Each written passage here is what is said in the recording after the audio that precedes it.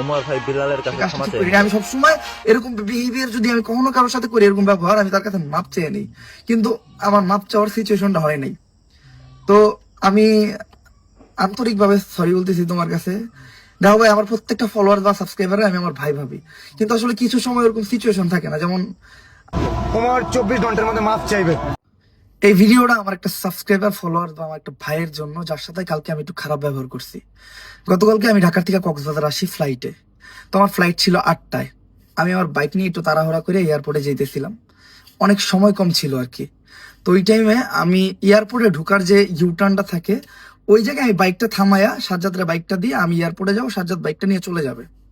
তো তখন একটা ট্রাফিক পুলিশ আমার একটা ছবি তুইলা উনি আমার কাগজপত্র নিয়ে বলে যে আমি রং সাইডে যাওয়ার ট্রাই করতেছিলাম, কিন্তু আমি রং সাইডে ঢুকি নাই।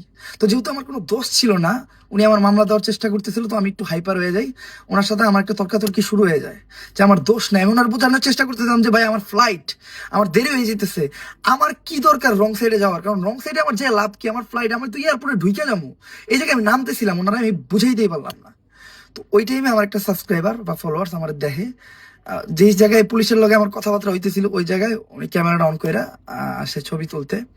তো আমার এমনিতে একটু মেজাজ গরম ছিল, তারপরে আমার দোষ নাই, আমার উপরে দোষ চাপাই দেওয়া হইতেছে। দেন আমার ফ্লাইটের জন্য আমি লেট হয়ে যাইতেছি। তো সবকিছু মিলায়া ওই টাইমে পুলিশের সামনেও ক্যামেরা অন করে পুলিশও রাগারাগি করতেছিল এই জন্য আমার সাথে। তো আমি একটু হাইপার হয়ে যাই, যার জন্য আমি ওর সাথে একটু রুট ব্যবহার করি। রুট ব্যবহারটা কেমন, আমি ওর ভাই তোমার কি সেন্স খারাপ, মানে বিবেক বিবেচনা নাই, তুমি দেখতেছো আমি একটা ঝামেলার ভিতরে আছি, তুমি তো আমার একটু পরে বলতে পারো। তো আমি একটু রুট ব্যবহার করে ফেলাই, আসলে আমি স্বাভাবিক অবস্থায় ছিলাম না। তো এমনিতে আমি যদি কখনো কারোর সাথে খারাপ ব্যবহার করি, আমি পরবর্তীতে তার কাছে মাফ চেয়ে নিই।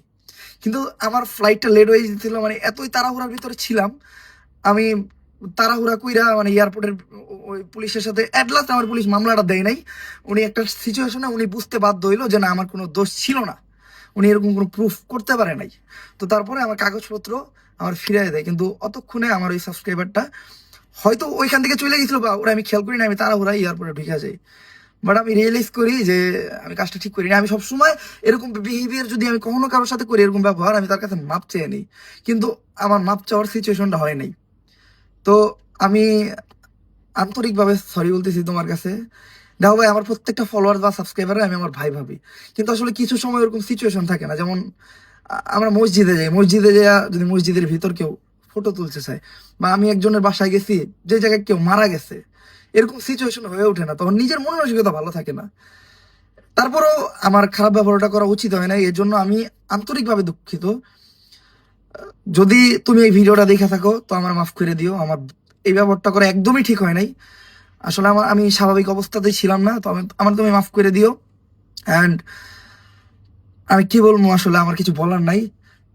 তুমি যদি ভিডিওটা দেখো, তুমি ভিডিওতে জানাইও, আমি তোমার চেহারা দেখলে অবশ্যই চিনবো। তোমার আমি আমার সাথে লাঞ্চ বা ডিনার যে কোনো একটা কিছুর জন্য ইনভাইট করবো।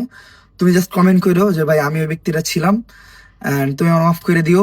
ইনশাল্লাহ নেক্সট যদি তোমার সাথে আমার কখনো দেখা হয়, আমি নিজে তোমার সাথে ছবি তুলবো, আমি নিজে তোমার সাথে ছবি তুলে আমি পোস্ট করবো। আপাতত আমি দুঃখিত, অনেক বেশি দুঃখিত। আমি ওরকম সিচুয়েশনে ছিলাম না যে আমি কারোর সাথে খারাপ ব্যবহার করবো, মানে আমি ওই জায়গায় তোমার সাথে কথা বলবো, মানে আমার সেন্স ঠিক ছিল না। তো আমি এক্সট্রিমলি সরি।